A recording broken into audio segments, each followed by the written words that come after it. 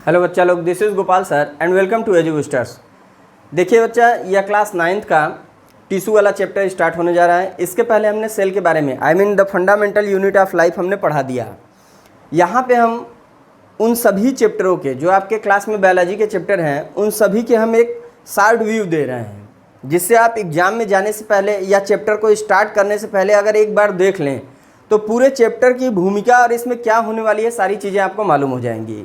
होता क्या है कि कभी कभी बच्चे क्लास में रहते हैं या क्लास क्रॉस करके कहीं इधर उधर रहते हैं, तो कोई अगर पूछ देता है बेटा कौन से क्लास में, आपने बता दिया 9th, और उन्होंने पूछ दिया आप the fundamental unit of life के बारे में कुछ बताओ।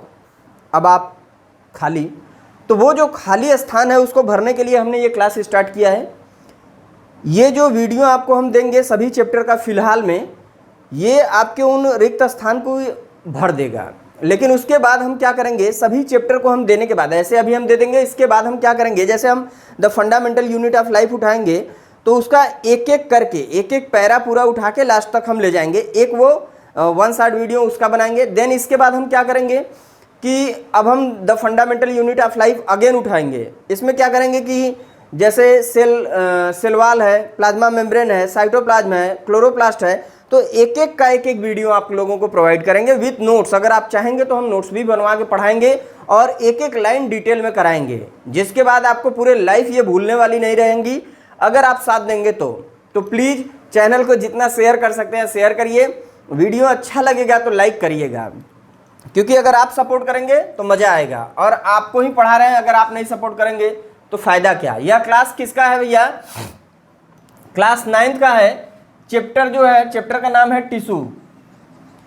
अगर हम बात करें टिश्यू की, तो ये कैसे फॉर्मेशन होता है, वो टिश्यू मत सोच लेना जो टिश्यू पेपर हाथ धुलने के लिए यूज करते हो, वो सब टिश्यू पेपर नहीं। यहाँ टिश्यू से मतलब ये है कि इसके पहले हमने सेल पढ़ा था, क्योंकि आपको देखो 9th में हो तो बेस मजबूत कर रहा है, बुक वाला भी आपको एक एक करके पढ़ा रहा है। पहले आपने सेल पढ़ा। सेल क्या है? सेल से बनी कुछ ऑर्गेनिज्म के बारे में आपने देखा, जो क्या होते हैं, माइक्रोस्कोपिक होते हैं और सिंगल सेल से बने होते हैं, यूनिसेलुलर थे। अब जो पढ़ेंगे आप टिश्यू वाले, वो सब के सब क्या होते हैं, मल्टी सेलुलर होते हैं। यहाँ पे क्या होगा कि जब सेल का ग्रुप मिलेगा, जब बहुत सारे सेल, मान लो ये सेल हो गए, ये सेल मिल गए, तो ये सेल का जब ग्रुप मिल गया, इस ग्रुप को यानी कि group of cell, group of cell क्या कहेंगे, group of cell are called tissue. लेकिन याद रखना, ग्रुप ऑफ सेल हम कह दे टिश्यू तो गलत हो जाएगा। यहां पे क्या होना चाहिए, स्ट्रक्चर एंड फंक्शन। अब ये बात आपके माइंड में घुस जानी चाहिए कि वह सेल जिसका स्ट्रक्चर और फंक्शन एक जैसा हो, यह क्या करते हैं, एक जैसे टिश्यू का फॉर्मेशन करते हैं। जैसे हमारी आंख की टिश्यू अलग होगी, नाक की अलग होगी, हार्ट की अलग होगी, हर जगह के टिश्यू अलग अलग होंगे, तो वहां के लिए सेल भी अलग अलग होंगे। जैसे मान लो ये स्फेरिकल स्ट्रक्चर का सेल है और इसका फंक्शन क्या है, देखना। इसका फंक्शन मान लो देखना या सीइंग हो गया। तो ये अगर हमने देखा कि ये देखने के फंक्शन में यूज हो रहे हैं, यानी कि अगर हम कह दें ये सीन, किसी चीज को देखने में अगर यूज किए जा रहे हैं, तो इनके जो सेल्स का फंक्शन है वो सीन है। स्ट्रक्चर कैसा है, स्फेरिकल। लेकिन वहीं हम हार्ट के सेल उठा ले, मान लो ऐसा है, स्क्वायर टाइप का है ये हार्ट का सेल। जो हार्ट का सेल है ये स्क्वायर टाइप का स्ट्रक्चर इसका है, और इनकी काम क्या है, ब्रीथ, यानी कि धड़कना, ब्रीथ करना या फिर धड़कना हम कह सकते हैं, ब्रीथ या फिर धड़कना। अगर हम धड़कन की बात करें बेटा, तो ये धड़कने के लिए अगर काम कर रहे हैं, यहां से हम एक सेल उठा के यहां पे ऐड कर देते हैं। चलो, तो ये क्या इनके साथ मिलकर इनके साथ यह बना लेगा किसी टिश्यू का स्ट्रक्चर? नहीं बना पाएगा, क्योंकि इनका जो शेप था वह शेप था स्फेरिकल यानी रिंग लाइक, लेकिन यह कैसा, स्क्वायर स्ट्रक्चर है। तो ये आपको दिमाग में हो जाना चाहिए कि टिश्यू का भी जो फॉर्मेशन होता है वो सेम टाइप के जो सेल होते हैं, जिनकी फंक्शन और स्ट्रक्चर सेम होती है, उनसे मिलके टिश्यू का फॉर्मेशन होता है। तो हर जगह के जो टिश्यू होते हैं वो डिफरेंट टाइप के होते हैं और उनका फंक्शन भी डिफरेंट होता है। इसके बाद आती है कि group of cell are called tissue. लेकिन वहीं पे अगर हम बात करें bundle of tissue are called bundle of tissue. अगर टिश्यू के बंडल एकत्रित किए जाए, bundle of tissue are called क्या, bundle of tissue are called organ. और जब आर्गन मिल जाते हैं, जब आर्गन मिल जाएंगे तो इन आर्गन के मिलने से बनता है आर्गन सिस्टम। तो ये तो एक बेसिक सी कैरेक्टर थी इसके बारे में, टिश्यू के बारे में। अब अगर हमको पढ़ना है टिश्यू तो हम कहाँ कहाँ पढ़ते हैं भाई? प्लांट में पढ़ते हैं और एनिमल में पढ़ते हैं। हम टिश्यू को कहाँ कहाँ पढ़ते हैं बच्चा? दो जगह पढ़ते हैं, एक प्लांट में पढ़ते हैं। अगर हम टिश्यू की बात करें, या किस चीज़ की बात कर रहे हैं? टिश्यू की। तो एक हम पढ़ते हैं प्लांट में और दूसरा कहाँ पढ़ते हैं? एनिमल में बात करते हैं। अगर हम प्लांट की बात कर रहे हैं, प्लांट की अगर हम टिश्यू की बात कर रहे हैं, तो प्लांट में दो प्रकार के टिश्यू हमको देखने को मिलते हैं। यहाँ पे हमने लिख दिया प्लांट, ये हो गया प्लांट। तो यहाँ हमको दो प्रकार के मिल गए, एक मेरिस्टेमेटिक टिश्यू और एक कैसा होता है? Permanent tissue. मेरिस्टेमेटिक और परमानेंट में पहले अंतर समझ लीजिए, देन इसके बाद आपको पूरी टॉपिक क्लियर हो जाएगी। मेरिस्टेमेटिक टिश्यू वो होते हैं जो कंटिन्यू ग्रोथ की तरफ होते हैं, यानी उनका बढ़ाव चलता रहता है जिंदगी भर। लेकिन जो परमानेंट होते हैं वो क्या होते हैं? मेरिस्टेमेटिक टिश्यू जो ग्रोथ करके रुक जाता है। भाई एक डिवीजन किया, उसके बाद वो पीछे छोड़ देगा, अगला डिवाइड करेगा। तो जब वो जो पीछे जाता है वो क्या होता है? डेवलप करके धीरे धीरे किसमें? परमानेंट टिश्यू में कन्वर्ट होने लगता है। तो मेरिस्टेमेटिक टिश्यू यानी डेवलपमेंटल या डिवाइडिंग टिश्यू को बोला जाता है। लेकिन ये क्या करते हैं? ये डिवाइड नहीं कर रहे होते हैं, ये डिवीजन नहीं कर रहे होते हैं, ये एक जगह अब स्थिर हो चुके होते हैं। तो ये डिवाइड कर रहे होते हैं, जबकि यानी कि यहां पे आप कह सकते हो ये स्टे हो जाते हैं, ये स्टे हो जाते हैं। ये क्या होते हैं? स्टे हो जाते हैं, स्थिर हो जाते हैं। और ये क्या करते हैं? ये डिवाइड कर रहे होते हैं। इसलिए ये हमको दिमाग में रखना होगा कि ये अब डिवाइड कर रहे हैं, इसका मतलब ये प्लांट की ग्रोथ के लिए ये सेल जो है ये डिपेंडेंट होते हैं। लेकिन ये क्या होता है? ये एक स्थिर होता है, उनकी कुछ और कार्य प्रणाली में हेल्प करेगा। कैसे करेगा वो हम बता रहे हैं। ध्यान देना, जो मेरिस्टेमेटिक टिश्यू है ये डिवाइडिंग सेल्स होते हैं, यानी हमेशा ग्रोथ कर रही हैं। तो इसमें आते हैं कौन? एक हो गया apical meristematic tissue. Apical meristematic tissue क्या है भाई? प्लांट का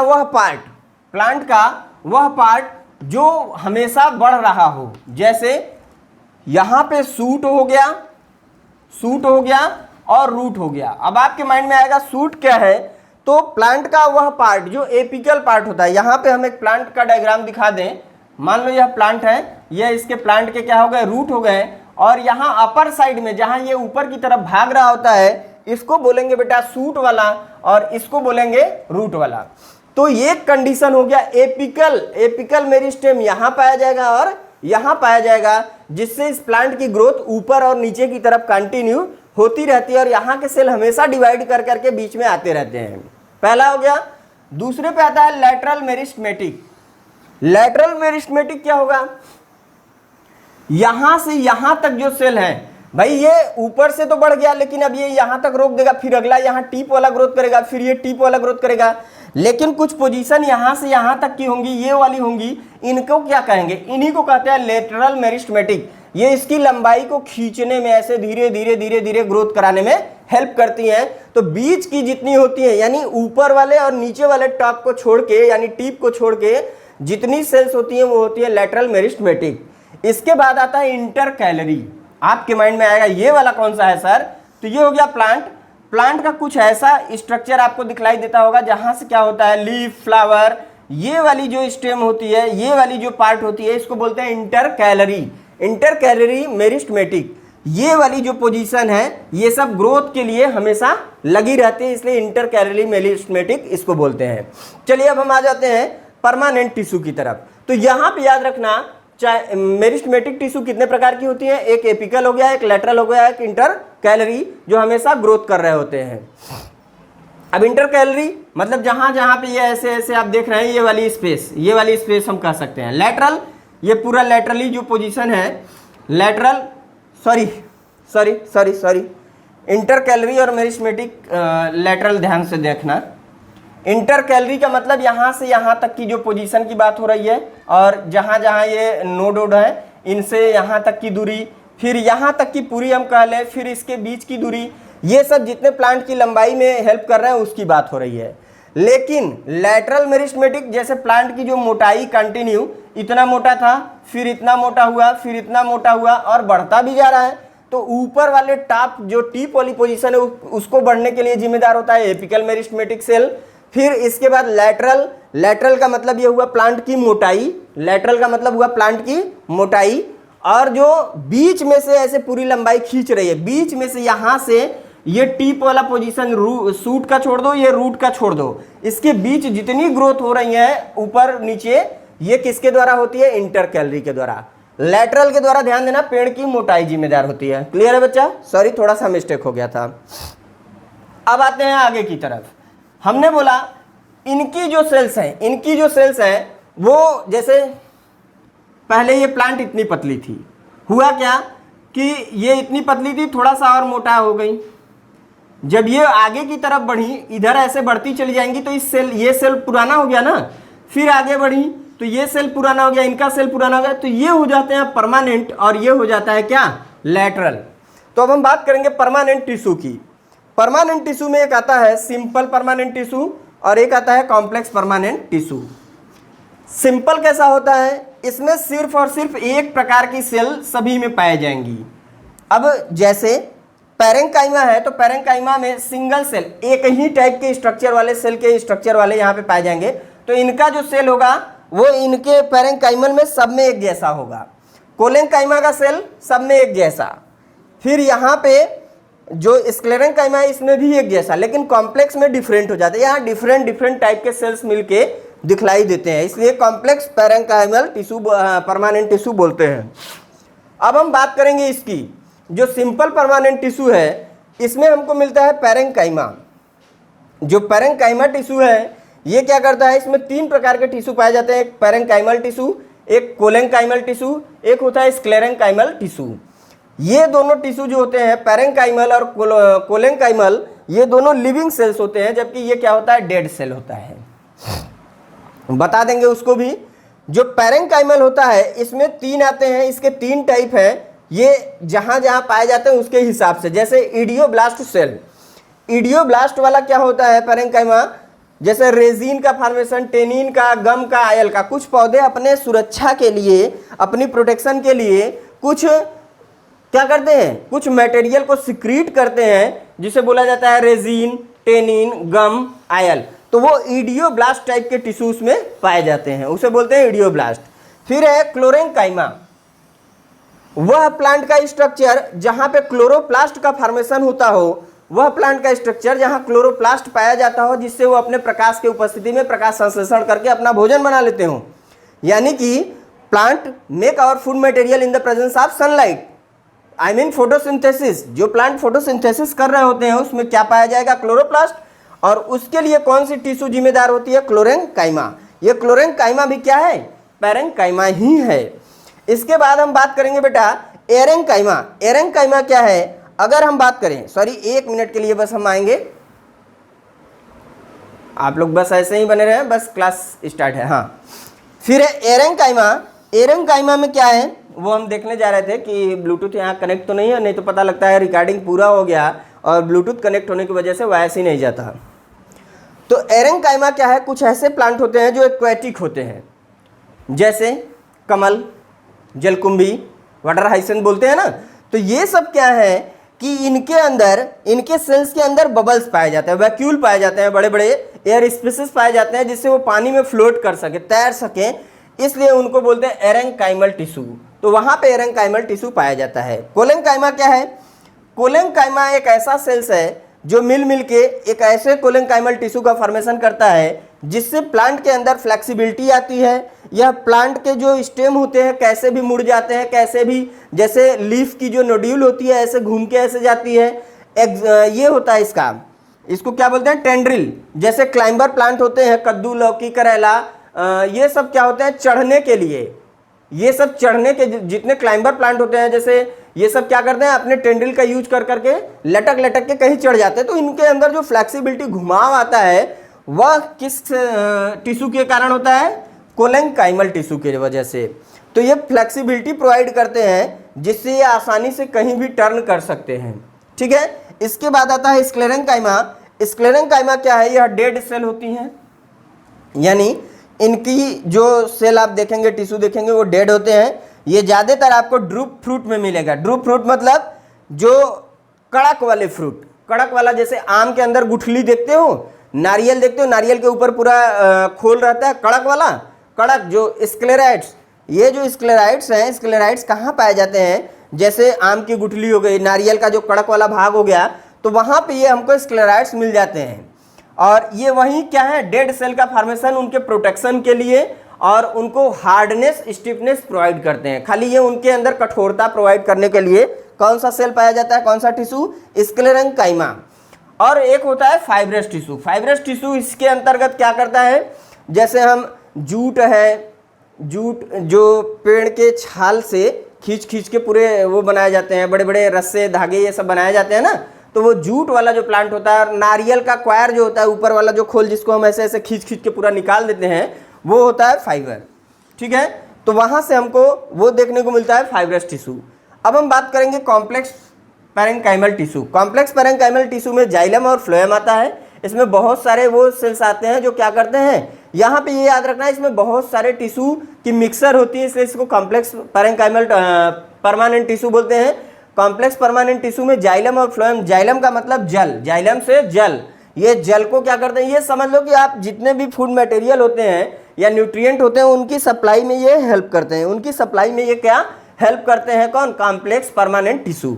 जैसे जल हो गया तो जल का जाइलम, और जो फूड हो गया फूड का फ्लोएम। जितने भी फूड वाले पार्ट होते हैं उसको फ्लोएम क्या करता है, प्लांट में इधर से उधर सप्लाई करता है, और जल का सप्लाई जाइलम करता है। तो ये बात हमारी किसकी थी, प्लांट की जो टिश्यू थी। अब हम बात करेंगे बेटा एनिमल टिश्यू की। चलिए बात करेंगे एनिमल टिश्यू की। 1 मिनट स्क्रीनशॉट लेना है तो आप लोग। चलिए क्लास को आगे बढ़ाते हैं। हमने प्लांट टिश्यू के बारे में देख लिया, अब हम देखेंगे क्या है एनिमल टिश्यू।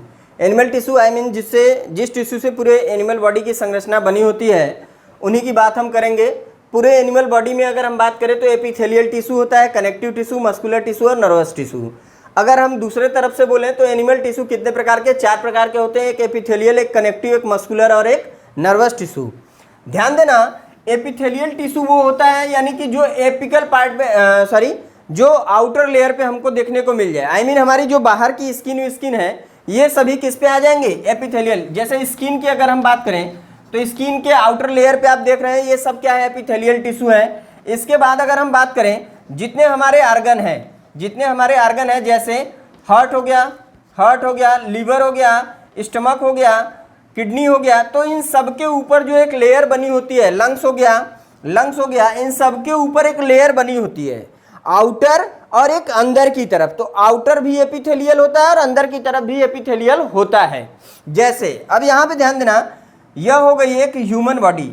यहाँ पे अगर हम एक ह्यूमन बॉडी की बात कर लें, कुछ इस ढंग से हम ड्रा कर दे रहे हैं, ध्यान देना, यह हो गया इसका सर, और यहाँ से इसके हम बॉडी की शेप दे रहे हैं। ठीक है, अब अगर हम बात करें यहाँ से जो ट्रैक बन के आ रहा है, माउथ वाला पोर्शन हम ले लेते हैं, यहाँ से पूरी जो ट्रैक बन के आ रही है, ये आउटर वाला भी एपिथेलियल टिश्यू से बना है। लेकिन अगर हम यहाँ से घूमते हुए ये वाली जो ट्रैक बनी है अंदर की तरफ, ये वाली जो ट्रैक है, जैसे आ आने पे जो ट्रैक बन रही है, जो रास्ते बन रहे हैं जहाँ से हम भोजन को निगलते हैं, जिस मेम्ब्रेन से ऐसे होते हुए भोजन अंदर की तरफ ऐसे जाता है, जहाँ से ऐसे टच होते हुए जाता है, वो सब एपिथेलियल टिश्यू के होते हैं। तो ये पूरी पैथ ही क्या है, यहाँ से डाइजेस्टिव ट्रैक्ट से लेके लास्ट के ऐसे पूरे बनते हुए चले आते हैं एनस के पास तक। जितनी भी ये पूरी दीवार बनी होती है, चाहे वो आउटर दीवार हो चाहे अंदर की वाल हो, दोनों ही आर्गन के आउटर और अंदर के दोनों ही वाल क्या होते हैं, एपिथेलियल टिश्यू के होते हैं। तो इतना बात समझ में आया कि हमारी जो स्किन होती है, बॉडी की जो आउटर लेयर होती है और बॉडी की जो अंदर की लेयर होती है, प्लस हमारे जो आर्गन की आउटर लेयर और आर्गन के इनर लेयर जो भी होती है, वो सब किसकी है, एपिथेलियल की। जिसमें अगर हम बात करें तो इसमें क्यूबाइडल होता है, कॉलुमनर होता है, स्ट्रेटेड होता है और क्या होते हैं, सिलिएटेड होता है। तो इस प्रकार के एपिथेलियल टिश्यू पाए जाते हैं। अब हम बात करेंगे कनेक्टिव टिश्यू की।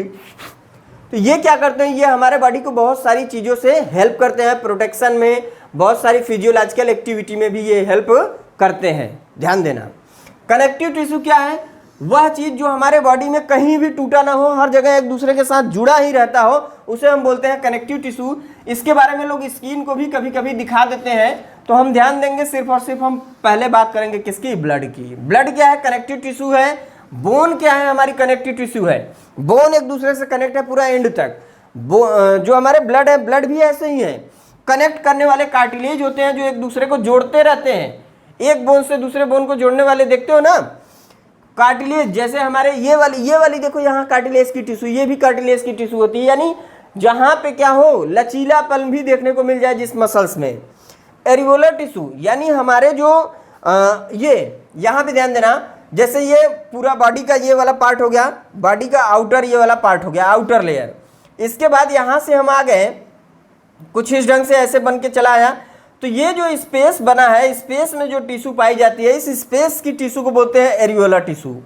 इसके बाद आता है एडिपोज टिश्यू, जो हम लोगों के फैट वेट जमा होते हैं, फैट पेट में फैट वेट जमा होता है वो, और जहाँ से बच्चे मिल्क का फीडिंग करते हैं, मेमोरी ग्लैंड वो जो होते हैं, वहाँ पे क्या होता है एडिपोज टिश्यू का फॉर्मेशन होता है।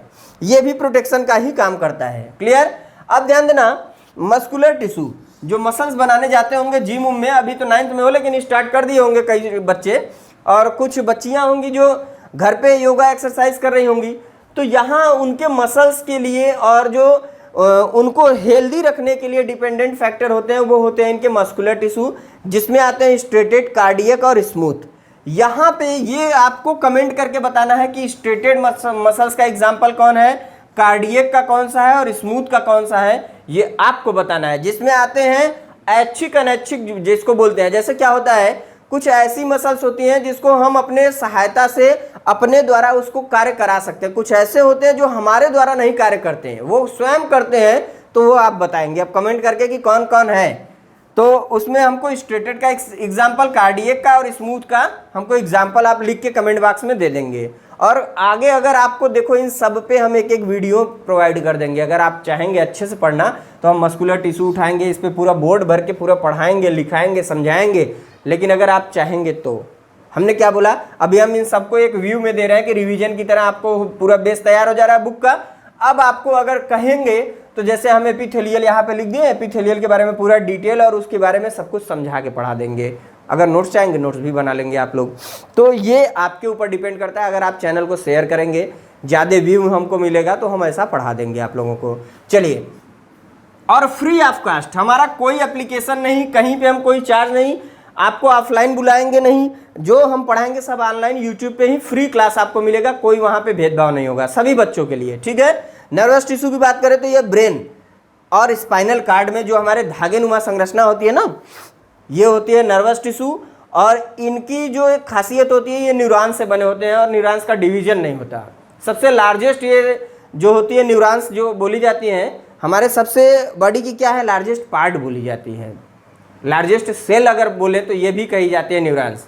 अब यहाँ पे एक बात आती है कि जो नर्वस टिश्यू है ये हमारे ब्रेन में और स्पाइनल कार्ड में कैसे होते हैं। तो ब्रेन से ही अटैच हमारा स्पाइनल कार्ड का सारा नर्व्स होता है, जो हमारी बॉडी की सारी एक्टिविटी को हेल्प करता है करने के लिए। अगर हमारा कहीं से भी न्यूरॉन्स अगर काम करना बंद कर दे तो हमारे उस बॉडी का जो पार्ट है वो काम करना बंद कर देता है। तो न्यूरॉन्स का हमारे बॉडी में बहुत बड़ा रोल होता है और नर्वस सिस्टम का, तो इसे हम कहेंगे नर्वस टिश्यू। और इन सब के इन्हीं टिश्यू के मिलने से एक एक करके, जैसे नर्वस टिश्यू मिला तो ब्रेन का स्पाइनल कार्ड का फॉर्मेशन होता है, ये मिले तो हमारे हार्ट वार्ट का फॉर्मेशन, ये मिले तो हमारे बोन्स टिश्यू। तो ऐसे जो टिश्यू मिलते हैं तो एक एक प्रकार के आर्गन वार्गन को बनाने में हेल्प करते हैं, और इन सब के मिल जाने से एक बॉडी का फॉर्मेशन होता है। आई होप आप लोगों को बहुत अच्छे से समझ में आया होगा।